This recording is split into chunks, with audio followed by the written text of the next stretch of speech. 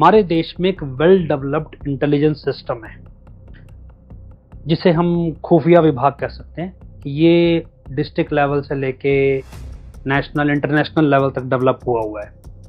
ये निगाह रखता है तमाम सरकारी डिपार्टमेंट्स पे या तमाम ऐसी गतिविधियों पे जिस पे आम तौर पे सरकारी विभाग निगाह नहीं रखते।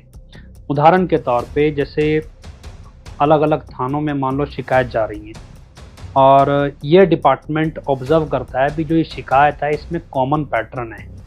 जो कॉमन पैटर्न है कानून तोड़ने का, मतलब वो ये देखते हैं भी क्या ये कानून तोड़ना इन्हें कोई सिखा रहा है और ये सिखाने वाला व्यक्ति कौन है और इसका क्या मकसद है। अब CID ये कह सकते हैं या CIA कह सकते हैं, ये डिस्ट्रिक्ट लेवल पे काम करते हैं। इससे ऊपर आ जाए तो स्टेट लेवल पे स्टेट इंटेलिजेंस काम करती है। उससे ऊपर चले जाएंगे तो नेशनल लेवल पे इंटेलिजेंस ब्यूरो काम करता है। अगर ये नेशनल सिक्योरिटी इशू में आ जाएगा, मतलब आप नकली नोट छाप रहे हैं, आप हथियार इकट्ठा कर रहे हैं, हथियार जमा कर रहे हैं, या फिर आप कह सकते हैं भी कोई आतंकवादी गतिविधि प्लान कर रहे हैं, तो ये चला जाता है NIA के दायरे में, नेशनल इन्वेस्टिगेशन एजेंसी। और NIA के नीचे करीब करीब 12 ऐसी एजेंसियां हैं जिसे खुफिया एजेंसियां कह देते हैं। वो काम करती हैं जो इस तरह की चीज़ें पकड़ती हैं जो नेशनल सिक्योरिटी के हिसाब से हों।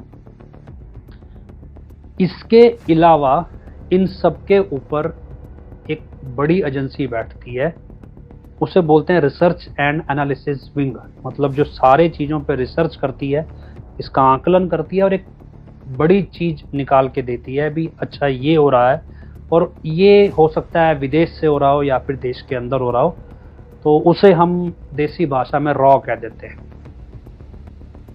अब हर एक एजेंसी के अपने खुफिया अफसर हैं। कुछ ऑफिशियल होते हैं जो ऑन रिकॉर्ड होते हैं, कुछ अनऑफिशियल होते हैं। ऑफिशियल वाले तो किसी न किसी ऑफिस में बैठेंगे, जो अनऑफिशियल होंगे वो किसी भी रूप में हो सकते हैं। जैसे आपका कोई ड्राइवर है, नौकर है, आपका कर्मचारी, आपका बॉस, या फिर आप जिस रेस्टोरेंट में खाना खा रहे हैं वहाँ का वेटर, या जिस बस में ट्रैवल कर रहे हैं उसका ड्राइवर, या फिर जिस ट्रेन में जा रहे हैं उसमें कुल्फ़ी बेचने वाला, कुछ भी कोई भी हो सकता है। जहाँ उनको ज़रूरत लगती है वो वहाँ व्यक्ति रखते हैं अपना। ये तमाम जानकारियाँ इकट्ठी होती हैं और हर यूनिट का कोई ना कोई ऑफिसर इंचार्ज होता है। वो एक थ्योरी बनाता है भी ये अलग अलग अपराध जुड़ के कोई कड़ी जोड़ रहे हैं या किसी बड़ी साजिश की ओर ले जा रहे हैं सिस्टम को। तो ये साजिश उनको समय रहते पकड़नी पड़ती है, और अगर उनके पकड़ में आ जाए तो अपने ही तरीके से उसे तोड़ना भी होता है। अब उस तोड़ने के लिए वो तरीका क्या इस्तेमाल करते हैं ये उनके ऊपर है, और इस तरीके को सरकार कितना बैकअप देती है ये सरकार के ऊपर है। कई बार तरीके फेल हो जाते हैं, पकड़े नहीं जाते।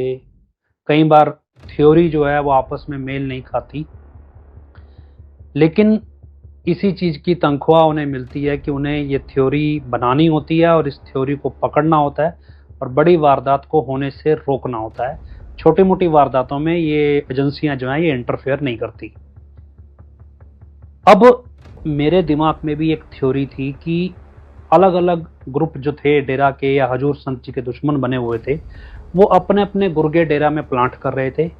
इन सारे गुर्गों ने एक मत होकर हनीप्रीत को अपना रिप्रेजेंटेटिव चुना और प्लान बनाया भी पहले एक बार हनीप्रीत किसी तरह हजूर संत जी को रास्ते से हटा दे, उसके बाद हनीप्रीत से डेरा हथियाना बहुत आसान हो जाएगा। तो ये हुआ 25 अगस्त के दिन ये सब कुछ हुआ, और उसके बाद डेरा में ये सारे गुर्गे काबिज हो गए। और अब इन गुर्गों में आपसी लड़ाई शुरू हुई भी कौन गद्दी पे बैठेगा।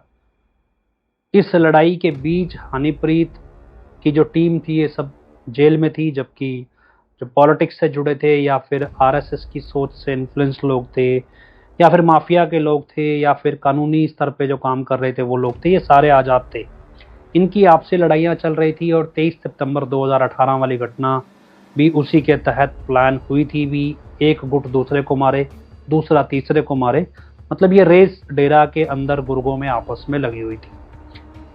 और फिर जब कुछ नहीं हुआ या फिर आगे कुछ करने की बात आई तो हनीप्रीत की टीम को वापस से आज़ाद करवा लिया गया, और वो क्योंकि सबसे प्रबल दावेदार थी, या यूं कहें कि जो कमांड हजूर संत जी की हाईजैक करनी थी 25 अगस्त के बाद, वो कमांड उतनी हाईजैक नहीं हो पाई क्योंकि कोई चेहरा नहीं था। तो ये चेहरा सिर्फ हनीप्रीत थी, इसलिए हनीप्रीत को शायद आज़ाद करवाया गया। और फिर उससे कुछ करवाना था, वो क्या करवाया गया वो हम आगे समझते हैं। 10 मार्च 2020, एक दो दिन आगे पीछे हो सकता है, मैं चंडीगढ़ से सिरसा वापस आ रहा था और मानसा जिला जो है शहर है, मैंने क्रॉस किया था, गाड़ी में चला रहा था, तो मुझे कॉल आता है। ये कॉल बठिंडा से श्रीमती वीरपाल कौर इंसा जी का होता है। श्रीमती वीरपाल जी हमारी टीम की एक महत्वपूर्ण सदस्य हैं और one of the most active member कह सकते हैं आप उन्हें। काफ़ी रिसर्च वो करते हैं पॉलिटिक्स की, और एक ख़ास तौर पे सोशल लाइफ की उन्हें काफ़ी नॉलेज है, सोशल इंटेलिजेंस की काफ़ी नॉलेज है। तो उनका कॉल आता है और वो मुझे एक बात बोलते हैं कि जी 25 फरवरी की रात डेरा की मैनेजमेंट ने एक बड़ा कार्यक्रम आयोजित किया था। क्या ये इत्तेफाक है कि 25 तारीख की रात को ही कार्यक्रम आयोजित होता है और 25 तारीख की रात को ही राजधानी दिल्ली में 50 के करीब लोगों की निर्मम हत्या कर दी जाती है। ये बात सुनते ही जैसे मैं सुन्न हो गया। मुझे यकीन नहीं था कि मेरी थ्योरी सच साबित हो जाएगी। मुझे यकीन नहीं था कि जितनी भी देश की तमाम एजेंसियां हैं वो जिस साजिश को पकड़ नहीं पा रही हैं वो मैंने पकड़ ली। मुझे यकीन नहीं हुआ कि क्या मैं वाकई में इतना कैपेबल हूं, या वाकई में देश की एजेंसियां इतनी कमज़ोर हो चुकी हैं, या डेरा की संगत, या यूं कहें कि डेरा की एडमिनिस्ट्रेशन डेरा के दायरे से बाहर निकलकर अनजान लोगों की हत्या की साजिश में भी पार्टिसिपेट कर सकती है। मैं इतना घबरा गया कि मैंने गाड़ी रोकी और 5 मिनट तक मैं सुन रहा। मुझे समझ नहीं आया कि मैं क्या करूं, किसको बताऊं, क्या बताऊं, क्योंकि श्रीमती वीरपाल भी नहीं जानते थे कि मेरे अंदर एक थ्योरी चल रही है और यह थ्योरी कुछ इस दिशा में आगे बढ़ रही है। अब ये थ्योरी सच तो हो गई थी, लेकिन करना क्या था आपको सुनने में अजीब लग रहा होगा, तो हम थोड़ा सा रिवाइंड करते हैं। नवंबर 2019 में हनीप्रीत के आज़ाद होने के बाद जेल से एक कार्यक्रम शुरू किया गया डेरा में, जिसका नाम रखा गया अखंड सुमरन। ये अखंड सुमरन क्या है? ये कुछ ऐसा है कि मान लीजिए मेरा घर है और सुबह के 7 बजे से लेके अगले दिन सुबह के 7 बजे तक मेरे घर में अखंड सिमरन का आयोजन होता है। इस 24 घंटे के बीच कोई भी व्यक्ति मेरे घर आ सकता है और यहाँ आके भजन सुमरन ध्यान साधना में बैठ सकता है। जब वो मेरे घर आएगा तो एक कागज़ के ऊपर वो अपना नाम लिखेगा, अपने आने का समय लिखेगा और फिर ध्यान सुमरन में बैठ जाएगा, और उसके बाद जब उसे जाना होगा तो जाते समय वो अपना जाने का समय लिख जाएगा। ये उसकी अटेंडेंस भी लग रही है और ये काम हर 10 किलोमीटर के दायरे में हो रहा है। मतलब हर 10 किलोमीटर के दायरे में इसी तरह का आयोजन किया जा रहा था रेगुलर डेली बेसिस पे, जिसमें लोग आते थे, ये भजन सुमरन करते थे और चले जाते थे। इसके ऊपर एक सुपरविजन कमेटी बनाई गई थी जो किसी भी अखंड सुमरन वाले आयोजन का औचक निरीक्षण कर सकती थी। इसकी जो लीडर थी, एक लेडी बनाई गई थी जिसका नाम है गुरचरण कौर मान। कि तुसी गलत लै लिया पंगा सानू निहत्थे समझ के, तुसी गलत लै लिया पंगा सानू निहत्थे समझ के, पर शायद तुसी इतिहास नहीं पढ़िया। अब ये हम ऐसे कह सकते हैं कि क्योंकि गुरचरण कौर मान अपने अदालती बयानों में ये बात कहती रही है कि वो डेरा की जितनी भी कमेटीज हैं फील्ड की, उन सब की हेड है। तो ये कमेटी औचक निरीक्षण करती है और ये डेली जो अटेंडेंस है ये हर इलाके से इकट्ठी होकर डेरा में पहुंचती थी और डेरा इसका बकायदा कम्युलेटिव रिजल्ट अपनी वेबसाइट पे डेली बेसिस पे अपडेट करता था और बकायदा ये रैंकिंग देता था भी कौन ज़्यादा पार्टिसिपेट कर रहा है, कहाँ ये चीज़ें ज़्यादा एक्टिव हैं, कहाँ ये कम है। ये किसको दिखाया जा रहा था ये हम कह नहीं सकते, ये आपको खुद समझ आ जाएगा।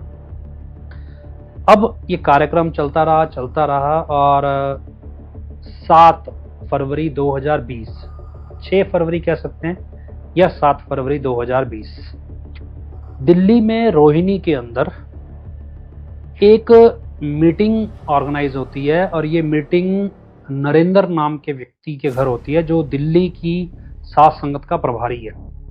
यहाँ पे दिल्ली प्रदेश के जो पदाधिकारी हैं डेरा की संगत के, वो सब इकट्ठा होते हैं। इस मीटिंग को 2 लोग चेयर करते हैं। एक है राकेश दिड़बा जो हनीप्रीत की टीम का सबसे मुख्य सदस्य है और हनीप्रीत का पर्सनल असिस्टेंट भी है सन 2013 से, और दूसरा गुरलीन, इसका नाम भी राकेश कुमार ही है, इसको गुरलीन के नाम से ज़्यादा जानते हैं डेरा में। ये दोनों सदस्य इस टीम को या इस मीटिंग को जो लीड करते हैं रोहिणी दिल्ली में 6 फरवरी या 7 फरवरी 2020 के दिन। वो वहाँ दूध लेकर जाते हैं। उनको जो लोग होते हैं उनको बोलते हैं भी ये दूध है, ये आपको डेरा की संगत में जो व्यक्ति डेरा के प्रेमी हैं उनके घरों पर देकर आना है बाय हैंड, ऐसे उनको बुलाकर नहीं देना है। और ये दूध जो है ये सुनारिया जेल से आया है प्रसाद के तौर पे, ये सबको देना जरूरी है और घर घर जाकर देना है। अब सुनारिया जेल से इतना दूध कैसे आ सकता है तो सबको पता है, लेकिन जो बात है वो समझने की कोशिश कीजिए। ये दूध आया जगह जगह, फिर ये बंटना शुरू हुआ। इंटरेस्टिंग ये था कि डेरा की संगत में घोषणा की गई थी भी ये दूध सारी संगत के लिए आया है, लेकिन ये दूध सिर्फ दिल्ली में ही बट रहा था। इसके पैरेलल, क्योंकि उस दौर में इलेक्शन था, शायद 8 तारीख को इलेक्शन था दिल्ली का ही, असेंबली इलेक्शन, तो उस समय कुछ और पार्टी के कार्यकर्ता थे, वो भी दूध बांट रहे थे ये कहकर भी ये काशी विश्वनाथ से आया है, काशी विश्वनाथ का प्रसाद है जो दिल्ली के वोटरों में बांटा जा रहा है। तो एक तरफ ये सेंस बनता है भी हो सकता है ये दूध बांटने के बहाने डेरा की संगत में ये मैसेज लगाया जा रहा था कि आपने 8 तारीख को बीजेपी को वोट डालना है। लेकिन ये यहां तक सीमित नहीं था। जो दूध है ये 14-15 फरवरी 2020 तक भी बंटता रहा, क्योंकि मेरा खुद का भाई उस समय लक्ष्मी नगर दिल्ली में रहता था, तो उसके पास भी ये दूध इलेक्शन के बाद आया। ये दूध बटा और उसके बाद 16 फरवरी 2020 इस दिन एक कार्यक्रम आयोजित हुआ। ये कार्यक्रम कुरुक्षेत्र के रहने वाले संदीप अन्नू नाम के व्यक्ति ने लीड किया। ये कार्यक्रम था कि अखंड सुमरन की एक प्रतियोगिता जिला स्तर पे आयोजित की जाए। अब दिल्ली के प्रतिनिधियों की या सेवादारों की कहें भूमिका ये दूध बांटने तक ही है। दूसरी तरफ संदीप अन्नू जो हरियाणा प्रदेश का प्रभारी था यूथ विंग का, वो एक कार्यक्रम मतलब फ्रेम कर रहा है या शुरू करना है उसे, जिसमें वो अखंड सुमरन की जिला स्तरीय प्रतियोगिता चलाना चाह रहा है। और जगह जगह वो जाता है, जगह जगह वीडियोस बनाता है, लोगों को बोलता है भी आप इस प्रतियोगिता में भाग लेंगे, और फिर उन्हें जोश दिलाता है और 16 फरवरी 2020 के दिन ये प्रतियोगिता आयोजित की जाती है। अखंड सिमरन में नंबर 1 कौन आएगा? नंबर 1 कौन आएगा? नंबर 1 कौन आएगा? अखंड सिमरन के मुकाबले में नंबर 1 कौन आएगा? नंबर 1 कौन आएगा? फिर इस प्रतियोगिता का रिजल्ट भी आता है और ये सब संदीप अन्नू अपने फेसबुक प्रोफाइल पे कर रहा था। डेरा में ऑफिशियली ये कहीं नोटिस में नहीं आ रहा था और ये घोषणा होती है भी ये जो कार्यक्रम आयोजित किया गया, ये जो क्या कहते हैं प्रतियोगिता आयोजित की गई, इसमें कुरुक्षेत्र के करीब करीब 8000 डेरा प्रेमियों ने भाग लिया और वो इसमें विजयी हो गए हैं। इसे इस तरह समझिए भी मान लो 10 लोग हैं, 24 घंटे के लिए अखंड सुमरन करेंगे और उसमें से कोई 5 घंटे दे पाता है, कोई 4 घंटे, तो मान लीजिए 10 लोग 2-2 घंटे देते हैं तो वो टोटल 20 घंटे गिन लिए गए। ऐसे 8000 लोगों ने कितने घंटे किया विभजन सुमरन, ये जोड़ लिया, जिसका सबसे ज़्यादा हुआ जिस जिले का, उसे विजयी घोषित कर दिया गया। अब ये चीज़ चल रही है और फिर क्या होता है कि 20 या 21 फरवरी 2020 को डेरा के आईटी सेल से एक संदेश वायरल होता है। आपको बता दें डेरा का आईटी सेल इतना मजबूत है कि डेरा में जब मैसेज निकलता है और ग्राउंड लेवल पे गांव स्तर के मतलब आखिरी व्यक्ति तक वो मैसेज विदिन 5 मिनट्स 5 मिनट के अंदर पहुंच जाता है। इतना फास्ट कम्युनिकेशन पैटर्न डेरा के अंदर बना हुआ है, स्ट्रक्चर जो बना हुआ है।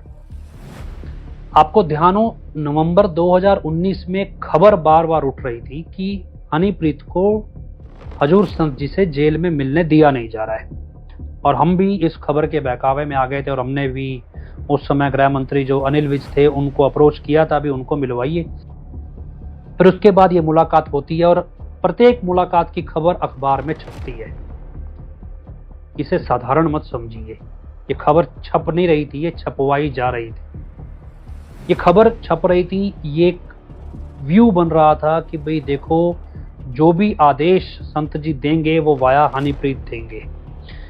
और फिर 20 फरवरी 2020 या 21 फरवरी के आसपास एक संदेश डेरा से वायरल होता है कि हजूर संत जी ने जेल से हनीप्रीत को ये आदेश देकर भेजा है कि 22 तारीख की रात को शाम को, शायद वीकेंड था, सैटरडे था, शायद 23 तारीख का सैटरडे था, सैटरडे के दिन की बात थी भी, सैटरडे को शाम को अखंड सिमरन की प्रतियोगिता आयोजित करनी है और ये प्रतियोगिता 25 घंटे चलेगी और 23 तारीख को मतलब अगले दिन शाम को खत्म होगी और इसका फिर रिजल्ट निकलेगा। और ये तो जिम्मेदार है, ट्रेलर है। पूरी फिल्म शनिवार शाम को 22 तारीख 6 बजे चलेगी और उसकी जो समाप्ति होगी फिल्म की अखंड सिमरन की वो संडे 23 तारीख दिन रविवार शाम को 7 बजे होगी। इसके बाद ये घोषणा की गई भी जो इस प्रतियोगिता में भाग लेगा उसे हजूर संत जी ध्यान साधना में आके ये बताएंगे कि भी हम कौन से दिन जेल से बाहर आएंगे। ये एक तरह से हजूर संत जी का आदेश बना के पब्लिक में परोसा गया। अब जो थोड़ा बहुत भी दिमाग वाला व्यक्ति है वो समझ सकता है भी ये कोई सेंस नहीं बना कि भाई ध्यान साधना में आपको बताएंगे भी जेल से कब बाहर आएंगे, ये पाखंड है और फालतू की बात है। लेकिन आस्था के फैंटेसी वर्ल्ड में लोग ऐसी बातों पे यकीन आसानी से कर लेते हैं। ये कोई नया नहीं है, आपने बहुत सारे धर्म प्रचारक देखे होंगे जो आजकल कथावाचक बने हुए हैं, लाखों करोड़ों कमा रहे हैं चंदे के पैसे से, वो सब यही करते हैं। तो लोग यकीन कर लेते हैं और ये कार्यक्रम आयोजित होना तय होता है। फिर कुछ घंटे बाद एक अगला मैसेज आता है, बोलते हैं भी नहीं ऐसा नहीं है भी एक ही दिन आप अखंड सुमरन करोगे तभी आपको पता चलेगा सब कुछ। अखंड सुमरन तो लगातार करते रहना है, ये कोई ऐसा नहीं है भी ये कोई गलत फहमी हो गई है, किसी ने अफवाह फैला दी है कि हनीप्रीत ने ऐसी कोई घोषणा की है। तो पहले मैसेज को एक तरह से कैंसिल किया जाता है। तीसरा संदेश आता है भी जो 22 फरवरी मतलब सैटरडे इवनिंग में जो कार्यक्रम होना था ये रद्द हो गया है। अब ये कार्यक्रम 25 फरवरी की रात को शाम को 5-6 बजे शुरू होगा और 26 फरवरी को ये समाप्त होगा। शुरुआत में ये मैसेज आता है कि 25 तारीख की सुबह होगा, लेकिन बाद में अपडेट होकर 25 तारीख की शाम को शिफ्ट हो जाता है। फतेहाबाद जिले के सारे जिम्मेदार भाई बहन इकट्ठे होकर चैलेंज कर रहे हैं। हिसार जिले के ये पंचकूला बाड़ा के सेवादार सारे जींद जिले के जिम्मेदार सेवादार इकट्ठे हो रहे हैं और ये सारे कह रहे हैं भी अखंड सिमरण में नंबर 1 कौन सा जिला आएगा? ये और कितने घंटे सिमरण करोगे? 24 घंटे। और ये हमारे साथ 25 मेंबर भाई खाड़ा के मानते हैं, इनके भी व्यू सुनो। मेरा नाम है भाई मानता रिनैन दास। इसमें 25 मेंबर हम सारे इसमें जोर से प्रेमी हमें तो सिमरण करेंगे बिना प्रेमी जोर से हमारे चेले चपटे दुआई वाले जो हमारा मित्र प्यारा वो भी इसमें सिमरण करेगा। क्या हरियाणा की साध संगत से हाथ जोड़ के विनती करी जाती है कि जो हरियाणा का अखंड सिमरण 25 तारीख सुबह 8 बजे स्टार्ट होना था वो अब 25 तारीख शाम को 6 बजे शुरू होगा जी, और 26 तारीख बुधवार शाम को 7 बजे अखंड सिमरण की समाप्ति होगी। मेरा ये कहने का मतलब है भी कोई ऐसा व्यक्ति था जो ये टाइमिंग डिसाइड कर रहा था, जिसने पहले 22 तारीख डिसाइड की, फिर उसने 25 तारीख की सुबह डिसाइड किया, फिर 25 तारीख की शाम को डिसाइड किया। अब 25 तारीख की शाम ये कार्यक्रम आयोजित होता है जिला स्तर पर और हर जिले में बड़े बड़े टेंट लगाए जाते हैं जहाँ पे हज़ारों लोग जुटेंगे। 25 तारीख की शाम 5 बजे से पंजाब में, 25 तारीख की शाम 6 बजे से हरियाणा में।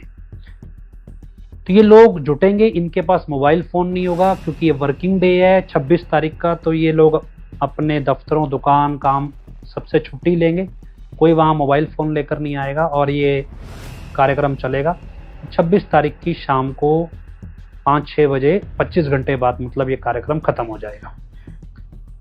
दिलचस्प ये था कि इसके समानांतर उत्तर प्रदेश में भी ये कार्यक्रम आयोजित किया गया और उत्तर प्रदेश की जो टाइमिंग थी वो 26 तारीख की सुबह 8 बजे से शुरू होती थी और 27 तारीख में शाम सुबह 8 बजे 9 बजे ख़त्म होती थी।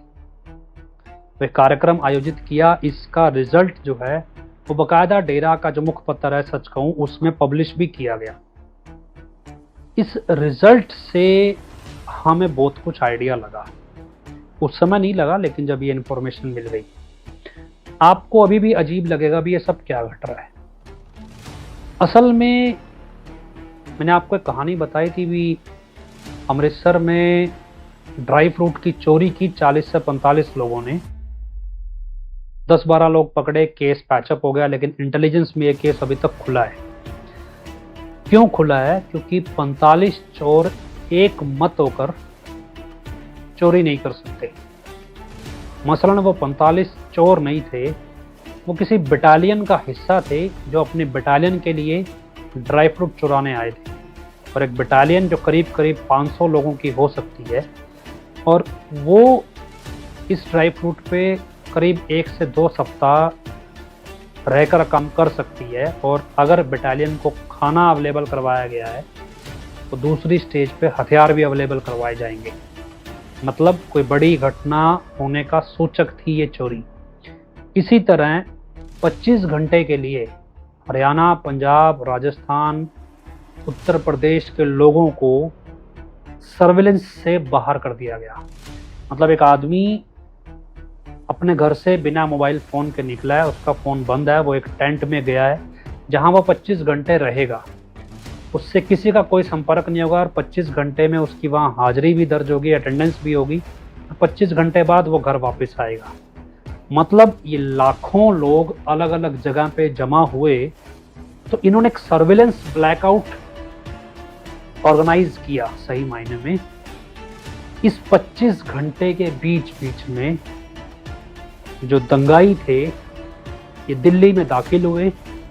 25 तारीख की रात को इन्होंने बहुत सी हत्याओं को अंजाम दिया। सरकारी आंकड़ा बहुत कम है, वास्तव में बहुत ज़्यादा हत्याएं हुई और बहुत बर्बर तरीके से ये हत्याएं हुई, मतलब साधारण हत्याएं नहीं थी। और उसके बाद ये लोग वापस आ गए। पार्लियामेंट के अंदर गृह मंत्री ये बोलते हैं भी 300 लोग उत्तर प्रदेश से दाखिल हुए दंगा स्थल पे हत्याओं को अंजाम देते हैं और वो वापस भाग जाते हैं, और आज तक उनमें से एक भी व्यक्ति पकड़ा नहीं गया। अब ये 300 लोग एक मत होकर हत्याओं को अंजाम देने नहीं आ सकते, इनको कंट्रोल करने वाली कोई ताकत है। इसलिए ये केस तब तक बंद नहीं हो सकता इंटेलिजेंस में जब तक ये 300 लोगों को कंट्रोल करने वाली ताकत का पता नहीं चल जाता। अब इन 300 लोगों को किसने भेजा, या गृह मंत्री पार्लियामेंट में गप मार रहे थे, ये एक अलग विषय है। मसलन 25 तारीख की शाम 5 बजे से हरियाणा पंजाब में लोग सर्विलेंस ब्लैकआउट में एंटर हो जाते हैं। 16 घंटे बाद यही कार्यक्रम उत्तर प्रदेश में शुरू होता है। मतलब हो सकता है कोई व्यक्ति कुरुक्षेत्र, हरियाणा, कहीं भी अखंड सिमरन के टेंट में दाखिल होता है, अपनी हाजिरी भरता है और वहां से गायब हो जाता है। फिर 16 घंटे के अंदर उसे वारदात को अंजाम देना है दिल्ली पहुंचकर, और फिर उसे जाके उत्तर प्रदेश में सुबह 8 बजे शुरू होने वाले अखंड सिमरन वाले कार्यक्रम में शामिल होकर वहां अपनी हाजिरी भर देनी है। ये बड़ा क्लीन कैच काम है, इसमें कोई कंफ्यूजन नहीं है। मतलब एक 16 घंटे का विंडो क्रिएट किया गया, और इस 16 घंटे के अंदर अंदर ही तमाम हत्याओं को अंजाम दिया गया। ये तब हो रहा था जब भारत के अंदर अमेरिकी राष्ट्रपति डोनाल्ड ट्रंप आए हुए थे और वो राजधानी दिल्ली में ही मौजूद थे। अब आती है बात उस दूध की। असल में जब इस केस की इन्वेस्टिगेशन हुई तो इस केस में कोई सबूत नहीं मिला। कारण यह था अभी इसकी प्लानिंग बहुत बारीकी से की गई थी। इसे इस तरह समझिए कि दूध वितरण के नाम पे जगह जगह रेकी की गई हर चीज की।